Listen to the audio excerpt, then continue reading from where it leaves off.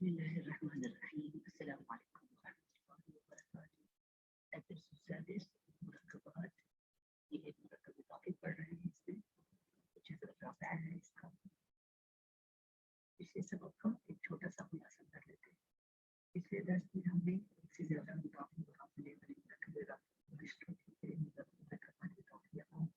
مرکب کے ساتھ مل کر ان کی قواعد کا ہونا چاہیے تھا.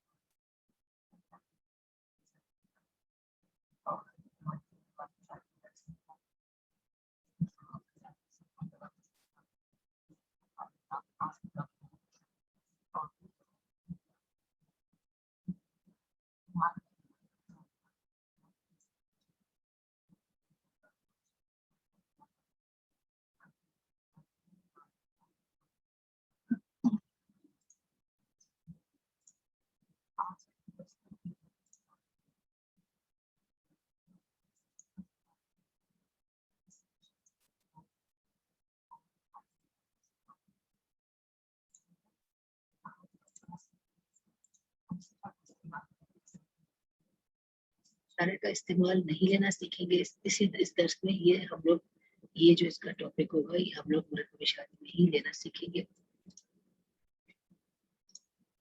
مرکب اضافی میں صفت کا استعمال یہ پہلے اس پہ بحث کر لیتے ہیں. آپ دیکھ سکتے ہیں آپ کے پاس ایک مرکب نظر آ رہا ہوگا مرد کا نیک غلام. اس مرکب میں صفت کس کی بیان ہو رہی ہے؟ مضاف کی بیان ہو رہی ہے، یعنی غلام کی بیان ہو رہی ہے. دوسرے مرکب دیکھیں نیک مرد کا غلام. اس مرکب میں صفت مضاف الیہ کی بیان ہو رہی ہے. اسی طرح تیسرے مرکب کا مثال دیکھیں نیک مرد کا نیک غلام. اس مرکب میں صفت مضاف و مضاف الیہ دونوں کی بیان ہو رہی ہے. قاعدہ دیکھیں ترجمہ کرنے کا ایسا مرکب جس کے اندر صفت بھی بیان ہو رہی ہو. تو ترجمہ کیسے کر سکتے ہیں؟ دیکھیں کئی دفعہ صفت ہم نے دیکھا تینوں امثلہ میں جو اوپر ہے وہ مضاف کی بھی ہو سکتی ہے، آ رہی ہے، مضاف الیہ کی بھی آ رہی ہے، یا پھر دونوں کی بھی آ رہی ہے. تو ایسی صورت میں ترجمہ کرنے کا فائدہ یہ ہے کہ صفت کو نظر انداز کر کے مرکب اضافی کا ترجمہ پہلے اور صفت کا بعد میں کر لیں. مرکب اضافی اس میں جو بن رہا ہے پہلے اس کا ترجمہ کر لیتے ہیں. مرد کا غلام، غلام اور رجل. اس کے بعد ہم نے صفت کا کیا صالح. اسی طرح ہم دیکھیں دوسرے مرکب کا ترجمہ کریں، اس سے پہلے مرکب اضافی کا ترجمہ کریں غلام اور رجل، مرد کا غلام، اس کے بعد الصالحی آ گیا آخر میں. آگے دیکھیں نیک مرد کا نیک غلام. اس میں بھی مرکب اضافی کا ترجمہ پہلے کریں غلام اور رجل، اس کے بعد الصالح الصالح. ذہن رکھیں. دیکھیں ہم دیکھ سکتے ہیں کہ جو بھی ہمارے پاس پچھلی جو مثال ہم دیکھ لی تھی غلام اور رجل الصالح، اسی طرح غلام اور رجل الصالحی، اور ہم نے تیسرا جو مرکب لیا تھا غلام اور رجل الصالح الصالح. ان میں تینوں جملوں میں مضاف و مضاف الیہ کے بعد ہی صفت آ رہی ہے. اب سوال یہ پیدا ہوتا ہے کہ آخر میں آنے والی صفت کو مضاف کی صفت مانا جائے یا مضاف الیہ کی. اور اگر آخر میں دونوں صفات لکھی ہیں جیسا کہ آپ اس مثال میں دیکھ سکتے ہیں، تو اس میں یہ کیسے پتہ چلایا جائے کہ اس میں صفت جو ہے وہ مضاف کی کون سی ہے اور یہ پہلی والی ہے یا دوسری والی ہے. مضاف و مضاف الیہ کی صفت کا علم صفت کے اعراب سے پتہ چلتا ہے. یہ دیکھیں آپ دیکھ سکتے ہیں الصالح جو ہے وہ مضاف کی صفت تھی، اسی لیے وہ حالت رفع میں ہے اور چاروں پہلوؤں سے اپنی کس کی اتباع کر رہی ہے؟ اپنے مضاف کا اتباع کر رہی ہے. اسی طرح دیکھیں غلام الرجل الصالحی، الصالحی کو چیک کر لیں کہ الصالحی میں کیا ہے. الرجل کی یہ چونکہ صفت ہے، الرجل مضاف الیہ ہے، حالت جر میں ہے، اسی لیے اس کی صفت بھی حالت جر میں ہوگی. اسی طرح آپ دیکھیں غلام الرجل الصالح الصالح، دو صفات آ گئی ہیں. دو صفات میں یہ ہوتا ہے کہ پہلی صفت جو ہوتی ہے مضاف الیہ کی لکھنی پڑتی ہے. اگر دو صفات اکٹھی آ گئی مضاف الیہ کی تو پہلی صفت جو ہے وہ مضاف الیہ کی لکھیں گے اور دوسری صفت مضاف کی لکھی جاتی ہے. تو مضاف الیہ جو کہ حالت جر میں ہے، مجرور ہے بالکسرہ، تو وہ اس کی صفت بھی مجرور بالکسرہ ہوگی، وہ حالت جر میں ہوگی. اور آپ دیکھ سکتے ہیں کہ مضاف جو ہے وہ حالت رفع میں ہے، تو اس کی صفت بھی حالت رفع میں ہی ہے. چاروں پہلوؤں سے دونوں صفات میں مضاف و مضاف الیہ کا اتباع کرے گی. دوبارہ اس بات کو دیکھ لیتے ہیں. اس مثال میں دیکھیں صفہ مضاف کی ہو رہی ہے جو کہ معرفہ ہے، اور اس کی جو صفہ آخر میں آ رہی ہے وہ چاروں پہلوؤں سے اپنے مضاف کی مطابقت کرے گی. اسی طرح دوبارہ اس بات کو دہرا لیتے ہیں کہ دوسری مثال میں ہم دیکھ سکتے ہیں کہ مضاف الیہ کی صفہ بیان ہو رہی ہے جو کہ معرفہ ہے، اور اس کی جو صفہ آخر میں آ رہی ہے وہ چاروں پہلوؤں سے اپنے مضاف الیہ کی مطابقت کرے گی. اور تیسری مثال میں مضاف و مضاف الیہ دونوں کی صفہ آ رہی ہے، اور یہ معرفہ ہیں دونوں. آخر میں آنے والی پہلی صفہ جیسے کہ میں نے پہلے بتایا کہ مضاف الیہ کی لکھیں گے، اور دوسری صفہ جو ہوگی وہ مضاف کی لائی جائے گی، جو کہ چاروں پہلوؤں سے یہ دونوں صفات جو ہوگی وہ اپنے مضاف الیہ کے مطابق ہوگی، یعنی ان کی مطابقت کرے گی. آئیے اب اس قاعدے کی مشق کر لیتے ہیں. ان مثالوں کا ترجمہ کریں اور مضاف الیہ کی صفت جو بھی صفات آ رہی ہیں ان کی تبدیلیوں کا جائزہ لیں. اللہ کا شکر گزار بندہ عبد اللہ الشاکر، عظیم اللہ کا بندہ عبد اللہ العظیم، نیک مومنوں کے دل قلوب المؤمنین الصالحین. دیکھیں نیک مومنوں کے دل، قلوب مومنوں کے دل کا ترجمہ پہلے کر لیں. قلوب المؤمنین کہ حالت جر میں ہوتا ہے ہمیشہ ہمارا مضاف الیہ، مضاف ہمارا قلوب ہے، مضاف الیہ ہمارا مؤمنین ہے. تو ہم نے کیا کیا؟ قلوب المؤمنین کر لیا، پہلے اس کا ترجمہ کر لیا، اس کے بعد نیک کا ترجمہ کریں. نیک مومن تھا کیونکہ یہ ہمارا مضاف الیہ جو ہے اس کی صفات تھی، تو ہم نے کیا کیا؟ الصالحین لکھ دیا. الصالح قلوب جو ہے اس کی صفت نہیں تھی، یہ مضاف قلوب مضاف ہے، مضاف الیہ کی صفت تھی، تو الصالحین اوپر لے کیونکہ مومنین جو ہے وہ حالت جر میں مضاف الیہ ہے، تو مضاف الیہ کی صورت میں وہ حالت جر میں ہے تو اس کی صفت بھی حالت جر میں ہی لکھی جائے گی. باعزت اللہ کا باعزت رسول، اس میں دیکھیں رسول اللہ الکریم الکریم. دیکھیں پہلے ہم نے کس کی صفت کیا ترجمہ کیا؟ پہلے ہم نے مرکب اضافی کا اللہ کا رسول رسول اللہ، ٹھیک ہے. اس کے بعد ہم نے باعزت کا ورڈ ہے، یہ صفہ ہے اللہ کی بیان ہو رہی ہے اور رسول کی بھی. تو ہم نے سب سے پہلے صفہ جو ہے وہ کیونکہ اللہ اسم جلالہ جو ہے وہ مضاف الیہ کے اس میں آ رہا ہے، مضاف الیہ بن رہا ہے اس مرکب میں، تو پہلے اس کا ترجمہ ہوگا الکریمی اسم جلالہ کی صفہ کا. اس کے بعد اب جو رسول کی جو صفہ ہے الکریم ہی ہے جو کہ اس کا ترجمہ کر لیں گے اور اس کو آگے لگا دیں گے الکریم. آپ دیکھ سکتے ہیں رسول جو ہے وہ حالت رفع میں تھا تو مضاف تھا، اور اس کی صفہ بھی مضاف حالت رفع میں رہی صفہ، اور مرفوع بالضمہ ہے. اور اللہ اسم جلالہ جو ہے اس کی صفہ جو ہے وہ الکریمی لکھا جائے گا کیونکہ وہ حالت جر میں ہے اسم الجلالہ.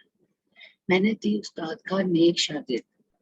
اب دیکھیں استاد کا شاگرد کا ترجمہ پہلے کر لیں. تلمیذ الاستاذ ہو گیا استادی، تلمیذ الاستاذی استاد کا شاگرد.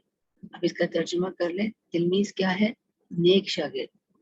تلمیذ الاستاذ استاذ کیا ہے؟ مجتہد ہے، محنتی استاد ہے. وہ پہلے آ جائے گا مضاف الیہ کے طور پر مجتہد صالح، اور بعد میں صفہ آ جائے گی مضاف کی. ذہین باپ کی دو خوبصورت بیٹیاں. بنت الاب الزکی الجمیلتانی، یہ ذہن میں رکھیں، اس طرح کریں اس کو. بنتا حالت رفع میں تھا تو اس کی اور مضاف ہے تو اس کی آپ دیکھیں صفہ آخر میں آ رہی ہے الجمیلتان، حالت رفع میں ہی ہے. الاب الزکی آپ دیکھ سکتے ہیں الاب بھی حالت مضاف الیہ تھا، مضاف الیہ مجرور ہوتا ہے تو مجرور ہی ہے یہ، اور اس کی صفہ بھی مجرور ہے آخر میں جو لکھی ہوئی ہے. کچھ مزید امثلہ کو دیکھ لیتے ہیں، ان میں بھی تبدیلی پر غور کریں.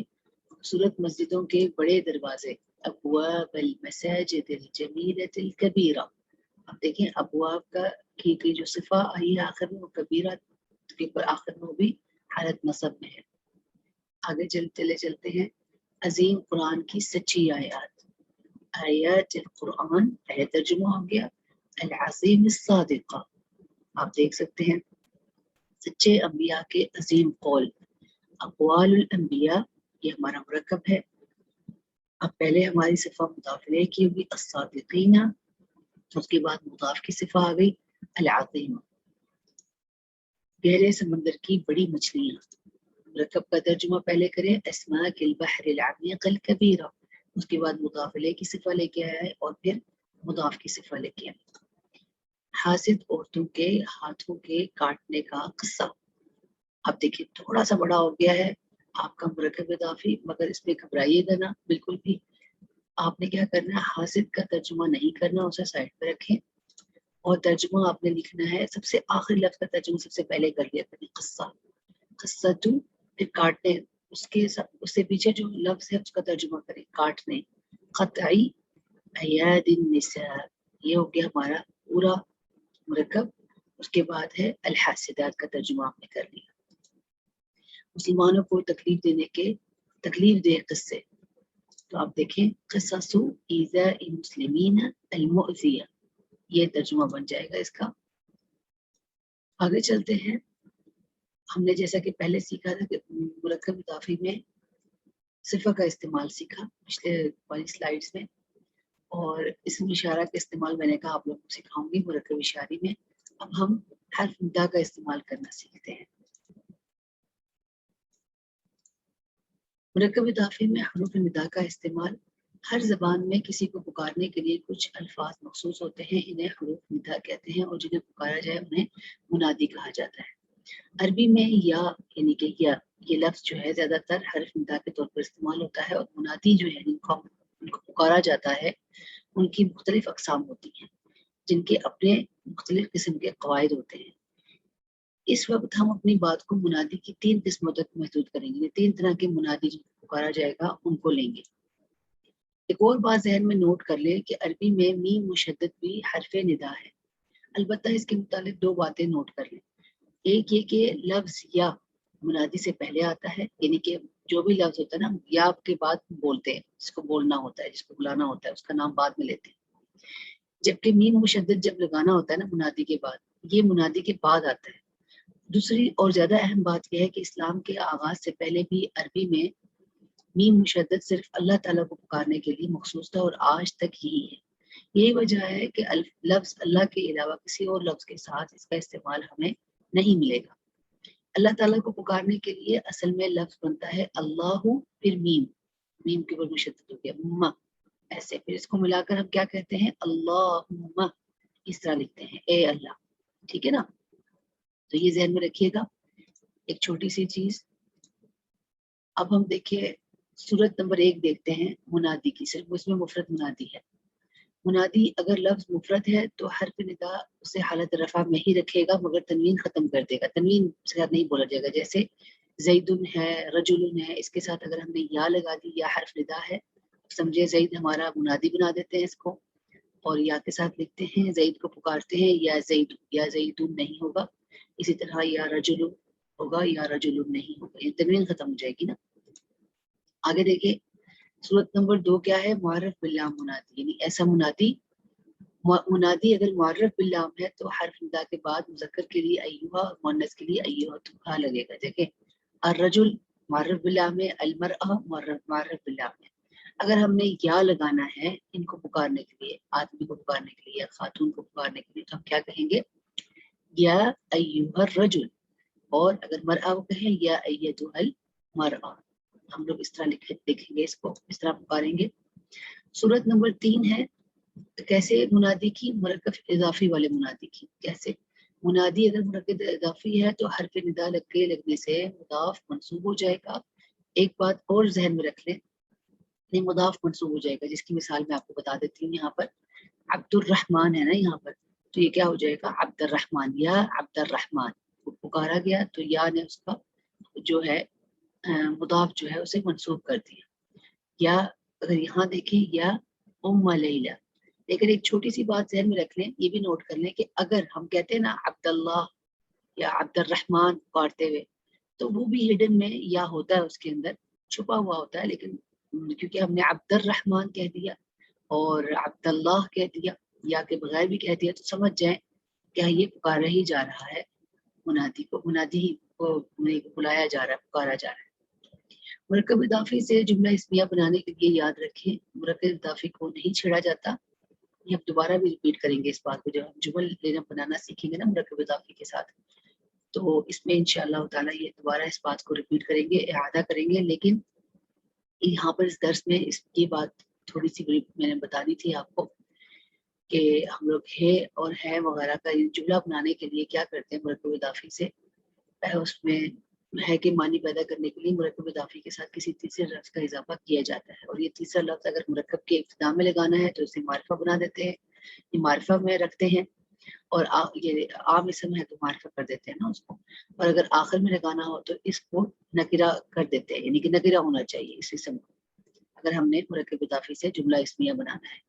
تو آئیے اس منادی کی جو ہم نے اقسام لی ہیں، مختلف صورتیں لی ہیں، امثلہ سے سمجھ لیتے ہیں، لیکن ابھی میں نے پھر وہی کہا کہ یاد رکھیں مرکب اضافی سے باقاعدہ جملے بنانے نہیں سیکھے ہیں، ایک چھوٹی سی چیز میں نے آپ کو بتا دی ہے کہ اس طریقے سے ہم جو ہے مرکب اضافی جو ہے ہمارے ان سے جمل بنا سکتے ہیں۔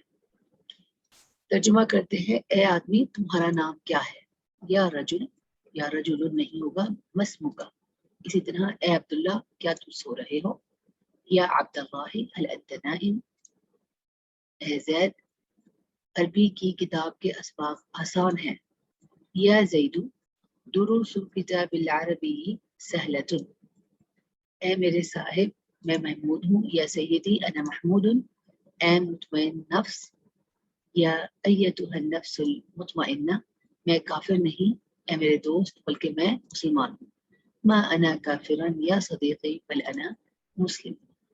یہ تھا ہمارا سبق، اور امید کرتی ہوں آپ کو سمجھ آ گیا ہوگا، بار بار دیکھیں پچھلے سبق کو بھی کا بھی اعادہ کریں، اور تاکہ اگلا سبق آپ کو مزید سمجھ آئے، کیونکہ یہ سارا کچھ جو بھی ہم سیکھ رہے ہیں مرکب اضافی میں ایک دوسرے سے منسلک ہے، اور آگے جا کر ان کی جمل بھی ہم سیکھیں گے بنانا۔ تو جو بھی ہم نے پچھلا پڑھا ہے، آج کا سبق پڑھا ہے، اسے بار بار اس کا مراجعہ کریں، اسے یاد کریں، یاد رکھیں ان کے قواعد کو، انشاءاللہ تعالی آگے ہم مزید ان کے اب جمل سیکھیں گے اگلے سبق میں۔ تب تک کے لیے اجازت دیں، وآخر دعوانا الحمد للہ رب العالمین۔